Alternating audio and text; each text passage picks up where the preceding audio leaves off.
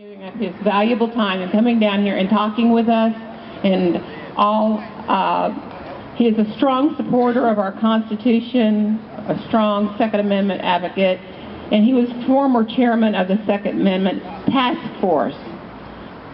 I'd like to introduce you to State Representative Bob Barr.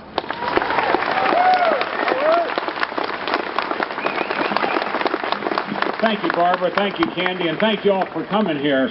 No matter how valuable my time is, it's not as valuable as yours is and the valuable time of our fellow citizens. We need to spread this message to all of our colleagues, all of our neighbors, all of our friends, all of our fellow churchgoers, all of our fellow educators who aren't here today, to remind them how important the message that we're delivering to Washington and state capitals all across this country today really is. You know, I've been there, I've done that. Back when I was elected first to the House of Representatives in 1994, you know, some of y'all out there with little hair or gray hair like me can remember that time. Back in 1994, the first Republican majority in the House of Representatives in 40 years. When I was first elected up there, I sat down, I had an interview with a European reporter. I forget what country they were from. They're all kind of the same over there. But this reporter from Europe came over here, and he sat down with myself and some other of the new class of '94, and he asked each one of us, you know, what were the important issues? This has been a historic election. The first Republican majority in the House has come in 40 years. You know, what were the defining issues? And I said, first and foremost, the defining issue is the Second Amendment to the Constitution of the United States. And he said, well, tell me about that. Why was it so important? Why was that such a defining issue? I remember back in 1994, yeah, I know it hurts to remember this, but Bill Clinton was president. You know, a man that I had a few minor disagreements with, called an impeachment resolution a number of years ago. But Bill Clinton was president, and the two issues that were at the front of his agenda were gun control and increased taxes. And both of those figured in my race and then the 7th District of Georgia.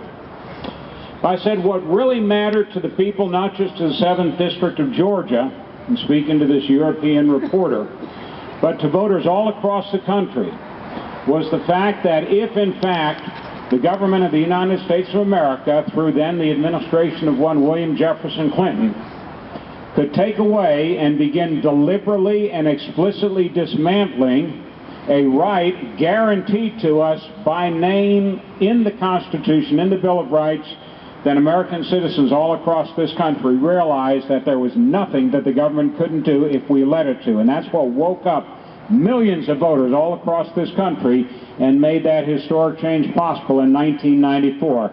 Friends, we have to do it again.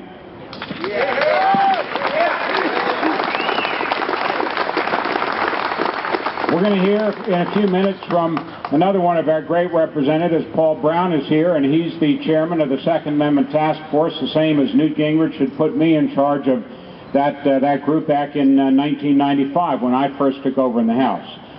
You know, and even though we had some very significant victories back in those days, we in the House of Representatives actually repealed the Clinton gun ban in 1996. In 1995, we repealed it. Now, unfortunately, of course, our friends over at the Senate that have let us down a number of times, namely on the impeachment of William Jefferson Clinton just a few years later, they let us down on that one as well. But because of support by people all across this country and because of our then leadership in the Congress under Newt Gingrich as the Speaker, we were able to repeal the Clinton gun ban. Well, you know, things have a way of coming around over and over and over again. You know, our forefathers, when they crafted this great document that is in fact and has remained and hopefully always will remain the Constitution of the United States of America, they had to fight very hard in order to secure the approval of the then brand new states in the United States of America in order to have it ratified. And then there was another battle just a couple of years later to secure the Bill of Rights in order to further limit government power. Several years later, when the Alien and Sedition Acts came up, they had to fight again. Freedom-loving Americans had to fight again to secure our rights guaranteed We had the Heller case decided in favor of recognizing that the Second Amendment does what it says it does, and that is guarantee an individual right to keep armed in 2008. 2 years later, in the McDonald v. City of Chicago case, we had a case that, again, the Supreme Court reaffirmed that right as against effort by state and local governments to take it away. However, that, again, is not the end of the issue. There still remains effort after effort after effort by the gun control crowd, which, make no mistake about it, is very powerful, very well organized, and very well funded in this country. They will continue to try and whittle away at that right embodied in the Constitution. So I anticipate that with your help and with help of like-minded Americans who understand, believe in, and will fight in support of our constitutionally guaranteed right to keep and bear arms, this year, next year, and in 2016 especially, we can never rest on our laurels. It is a constant battle. We have to be constantly on guard. There was, for example, a piece of legislation that was proposed, some of you all might have seen this, in the state of Washington just a couple of weeks ago, as a knee-jerk reaction to the horrible shooting up in Connecticut back in December. You know, we've seen what the folks in New York have already done in their knee-jerk reaction, passing outrageous legislation that limits not only the right to keep and bear arms, but the right to due process for people that some bureaucrat decides is mentally defective or mentally deficient.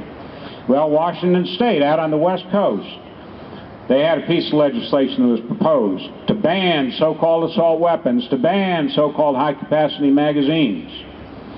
Well, somebody noticed that after that piece of legislation had been introduced, that it contained a certain provision in it. And that certain provision in it gave local law enforcement the right, without a warrant, at any time, every year, to come into a person's home, again, without a warrant, to make sure that the so-called assault weapon that they had registered and been grandfathered in under this banning legislation was being properly stored and maintained without a warrant. Now, the interesting thing is, when this little provision was brought to the attention of the public, the proponents of the legislation said, well, Lord of mercy, we didn't know that was in there. Our staff must have put it in there. We didn't know that. That certainly is not what we meant.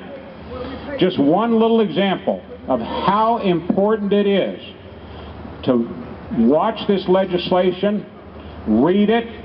Don't take the Nancy Pelosi way out. You remember it well with the Obamacare legislation. Well, friends, let's pass this and then we'll be able to see what's in it. We cannot afford, the Constitution cannot afford, our children and our grandchildren cannot afford such constitutional ignorance as represented by these people. We have to watch what they're doing every minute, every hour, every day of every year to make sure that they do not slip something through. And friends, they will try over and over and over again. So what brings us here today is not the end, but the beginning of a very long and continuous battle in support of the Constitution and against efforts to take our constitutionally guaranteed rights away. I thank you, and especially the young people here today, for taking the time to be here, taking the interest to study and fight for these issues. And I look forward to continuing this fight shoulder to shoulder with my friends like Paul Brown and many others here, and you all here today, in the months and the years ahead, because it will always be a battle that is worth fighting and that must be fought. Thank you all very much, and thank you, Barbara, for bringing us here today.